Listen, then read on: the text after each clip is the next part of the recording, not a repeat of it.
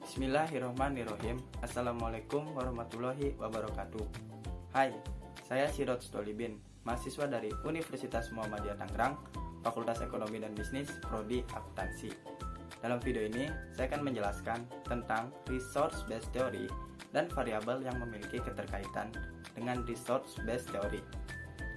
Menurut Bontis et al. Pada tahun 2000 mengatakan, Resource Based Theory atau RBT adalah suatu teori yang membahas mengenai sumber daya yang dimiliki perusahaan dan bagaimana perusahaan tersebut dapat mengolah dan memanfaatkan sumber daya yang dimilikinya dengan baik.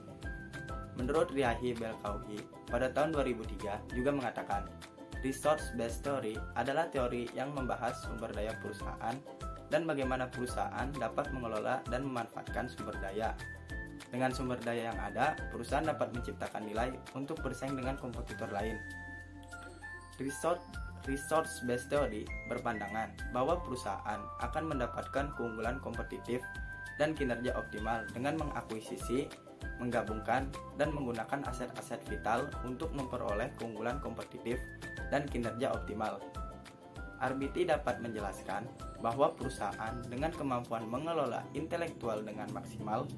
Dalam hal ini, seluruh sumber daya yang dimiliki perusahaan, baik karyawan atau human capital, aset fisik atau physical capital, maupun struktural capital, dapat menciptakan nilai bagi perusahaan tersebut. Asumsi dari teori ini adalah bagaimana perusahaan mendapatkan nilai tambah atau value added dengan mengelola sumber daya yang dimilikinya sesuai dengan kemampuan perusahaan. Resource Based Theory memandang perusahaan sebagai kumpulan sumber daya dan memiliki kemampuan.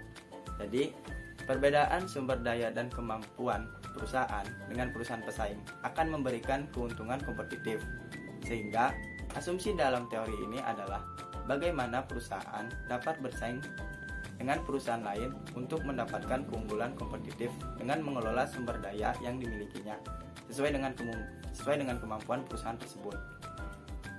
Lalu, variabel penelitian yang memiliki keterkaitan dengan resource based theory adalah yang pertama, variabel independen.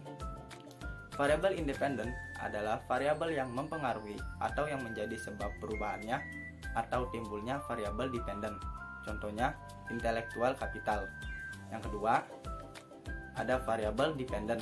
Variabel dependen adalah variabel yang dipengaruhi atau yang menjadi akibat karena adanya variabel independen. Contohnya, nilai perusahaan. Yang ketiga, variabel moderating. Variabel moderating adalah variabel yang memperkuat atau memperlemah hubungan antara satu variabel dengan variabel lain. Contohnya, corporate social responsibility.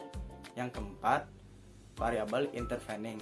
Variabel intervening adalah variabel yang secara teoritis mempengaruhi hubungan antara variabel independen dengan variabel dependen menjadi hubungan yang tidak langsung dan tidak dapat diamati dan diukur.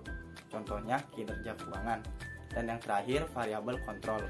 Variabel kontrol merupakan variabel yang dikendalikan sehingga pengaruh variabel independen terhadap variabel dependen tidak dipengaruhi atau faktor luar yang tidak diteliti.